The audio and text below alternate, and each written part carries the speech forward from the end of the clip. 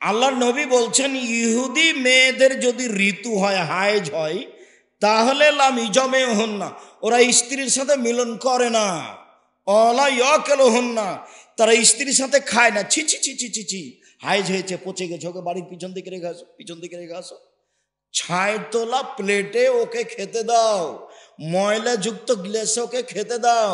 বিছনা ছুঁতে দিও না, বিছানায় উঠতে দিও না, বাড়ির পিছন দিকে থাকো, রাখো। এই হলো ইহুদি, এই হলো খ্রিস্টান।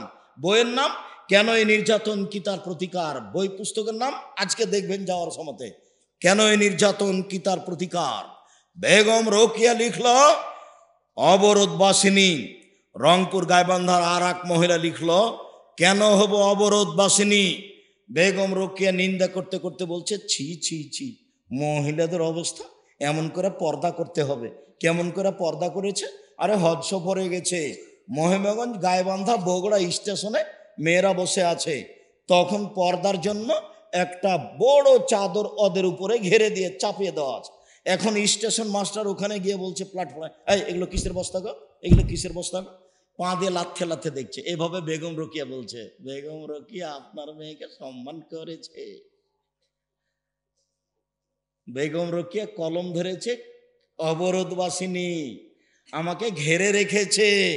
কলম আবার লিখা হয়েছে কেন হব অবরোধবাসিনী। সম অধিকার নাই, মর্যাদা চাই।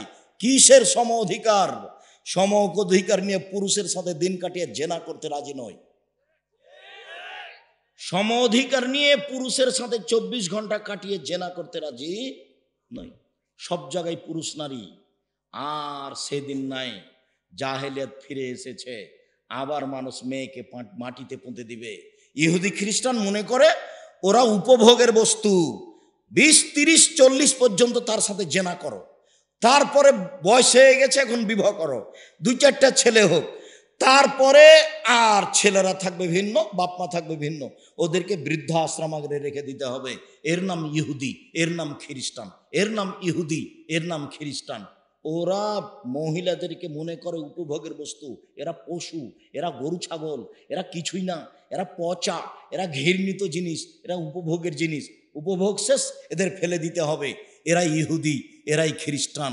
পক্ষান্তরে মোহাম্মদ সাল্লাল্লাহু আলাইহি সাল্লাম বলেন, আয়েশা জি তোমার হায়েজ হয়েছে তো তুমি শাড়ির নিচে, ছায়া মেক্সির নিচে একটা অতিরিক্ত কাপড় ব্যবহার করো। আমি একটা অতিরিক্ত কাপড় ব্যবহার করি, ফাইবা শেরুনি। তারপর আল্লাহর নবী আমার গায়ের সাথে গাও লাগিয়ে থাকে, দুইজনের গায়ের মাঝে কোনো কাপড় থাকে না। মোহাম্মদ সাল্লাল্লাহু আলাইহি সাল্লাম, আয়েশা রাদিয়াল্লাহু আনহা বলছে। এবার মেয়েদের মান বেড়ে গেল। ওরা মেয়েদেরকে হাইজ অবস্থায় কোথায় রাখলো? বাড়ির পিছন দিকে।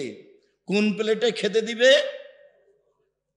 ময়লা, যেটা ছাই তোলা প্লেট। কোন গ্লাসটা দিবে? ময়লা যুক্ত। কোন কাপড় পরে আছে? ময়লা যুক্ত। বিছান ছুঁতে দিবে না, বিছানা আসতে দিবে না, হাঁড়ি পাতিল ধরতে দিবে না, স্পর্শ করতে দিবে না ইহুদি খ্রিস্টান।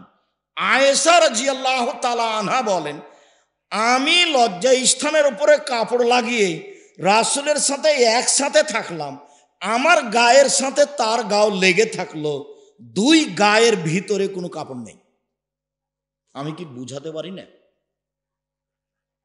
আবার বলি, আয়েশা রাদিয়াল্লাহু তাআলা আনহা বলেন, কুনতু আশরাবুল মা, আমি গিলাসে পানি পান করলাম, সুম্মা উনাবেলহু, তারপর গিলাসটা রাসূলের হাতে দিলাম, ফায়াদু ফাহু ফি মাওজি ফিয়া, আমি যেখানে গিলাসে মুখ লাগিয়ে পানি পান করলাম, আল্লাহর নবী সেখানে মুখ লাগিয়ে পানি পান করলেন।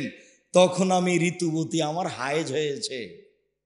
ওয়াতাকুল আরকা, আমি একটা হাড়ওয়ালা গোস্ত নিয়ে দাঁতে ছিঁড়ে ছিঁড়ে খেলাম, তারপর রাসূলকে দিলাম, তখন আমি ঋতুবতী। তিনি গোস্তের ওখানে মুখ লাগালেন যেখানে আমি মুখ লাগিয়েছি। বুঝাতে পারি না মনে হয়? দুইটার সমন্বয়ে দেখতে হবে। ইহুদি ওদের সাথে হাইজ অবস্থায় কি আচরণ করলো, আর মুহাম্মদ সাল্লাল্লাহু আলাইহি সাল্লাম কি আচরণ করছে, তাহলে আপনি বুঝতে পারবেন ওরা কি দাম দিয়েছে, এরা কি দাম দিয়েছে। চলেন, আয়েশা রাদিয়াল্লাহু তাআলা আনহা বলেন, কেন নবী সাল্লাল্লাহু আলাইহি ওয়াসাল্লাম ইয়াত্তাকিউ ফি হিজরি, আল্লাহর নবী আমার উরু রানের ওপরে মাথা দিয়ে শুইতেন। কোরআন তেলাওয়াত করতেন তখন আমি ঋতুবতী। আল্লাহর নবী আমার উরু রানের উপরে মাথা দিয়ে শুয়ে কোরআন মাজিদ পড়তেন তখন আমার হায়েজ হয়েছে। আয়েশা রাদিয়াল্লাহু তাআলা আনহা বলেন, আল্লাহর নবী ইতেকাফে বসে আছেন, ইতেকাফ করছেন, রামাজানের শেষ দশকে ইতেকাফ করছেন, মাথাটা আমার দিকে ঠেলে দিয়েছেন, আমি মাথাটা ধুয়ে দিলাম, আমি মাথাটা চিরুনি করে দিলাম, তখন আমি ঋতুবতী। আয়েশা রাদিয়াল্লাহু তাআলা আনহা বলেন, একটা চাদরের অর্ধেক আমার গায়ে আছে। মাইমুনা বলেন, একটা চাদরের অর্ধেক আমার গায়ে আছে, অর্ধেক নবীর গায়ে আছে। তখন নবী নামাজ পড়েন, সালাত আদায় করেন, তখন আমি ঋতুবতী। আমি কি দিয়ে বুঝাই ইসলাম নারীদের মর্যাদা, কি দিয়ে বুঝাই আপনাকে আমি? চলেন একটা কথা